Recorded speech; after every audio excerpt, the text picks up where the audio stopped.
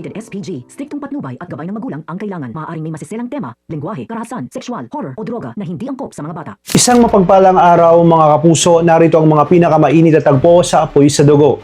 Pero bago ang lahat, kung bago ka pa lamang sa akin channel, ay huwag kalimutang mag-like, mag-share at mag-subscribe para lagi kang updated sa mga bagong recaps na aking i-upload. Mabigat na problema ang bumagsak kay Angel dahil tila unti-unti nang nagsasara ang lahat ng daanan para sa kanya. Ang sekreto na matagal niyang itinago ay nagsimula ng mabunyag at sa pagkakataong ito, isang mahalagang saksi ang tuluyang nagsalita. Matapos magkamalay ay nagbigay ng pahayag ang dati nilang teacher sa taong umatake sa kanya. Noon ay naniniwala si Vanessa na maaaring ang nawawala niyang kapatid ang nasa likod ng pananaksak. Ngunit laking gulat niya nang ituro ng guro ang babaeng matagal nang nagpapanggap bilang si Angel. Lalong gumulo ang isip ni Vanessa. Hawak na niya ang katibayang hindi niya tunay na kapatid itong si Angel, ngunit ngayon ay panibagong revelasyon na naman ang kailangang harapin. Kaya naman agad niyang ipinakita dito sa teacher ang larawang matagal niya nang iniingatan. Umaasang makakakuha siya ng sagot. Ngunit isang nakakagulat na katotohanan ang kanyang narinig. Sinabi ng teacher na ang taong nasa larawan ay hindi si Angel. Ang babaeng iyon ay si Kiara.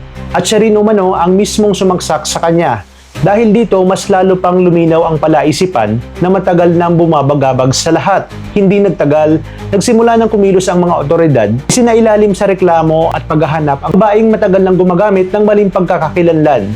Habang lumalawak ang investigasyon, mabilis din kumalat ang balita sa iba't ibang lugar. Samantala, hindi naman inaasahan ni Angel ang sumunod niyang madidiskubre. Habang may inaasikaso siyang mga dokumento, napansin niya ang isang dyaryo na agad pumukaw sa kanyang pansin. Nang makita niya ang larawan sa pahina, halos matigilan siya. Halathala na ang kanyang muka, isa na nga siyang taong pinaghahanap ng batas. Dahil sa patinding kaba, dali-dali siyang umalis sa lugar at sinikap na magtago. Ngunit kasabay ng kanyang takot, ang lumalalim na galit labang kay Vanessa. Kumbinsido siyang ito ang nasa likod ng lahat ng kanyang problema. Kaya naman nakaisip siya ng panibagong panlilinlang. Gamit ang ibang pagkakakilanlan, nakipag-ugnayan siya kay Vanessa at nagpanggap na isang taong may alam tungkol sa tunay niyang kapatid. Sinabi niyang matagal na niyang hinahanap si Angel at handa siyang ibunyag ang buong katotohanan. Dahil sa pag-asang sa wakas ay matatagpuan na niya ang tunay niyang kapatid, agad naman pumayag si Vanessa na magpakita. Ngunit hindi niya alam na isa na naman pala ito sa patibong ni Angel.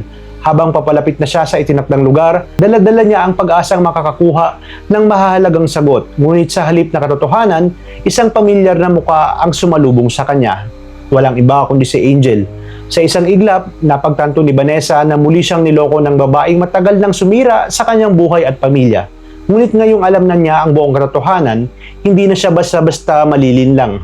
Ano ang mangyayari kapag tuluyan ang nagharap ang dalawa? Magtatagumpay kaya si Angel sa kanyang panibagong plano?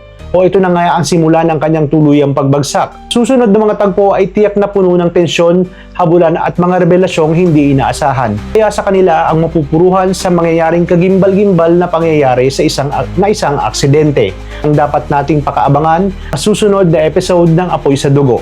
Maraming salamat sa inyong panonood at pagpalain tayong lahat, mga kapuso.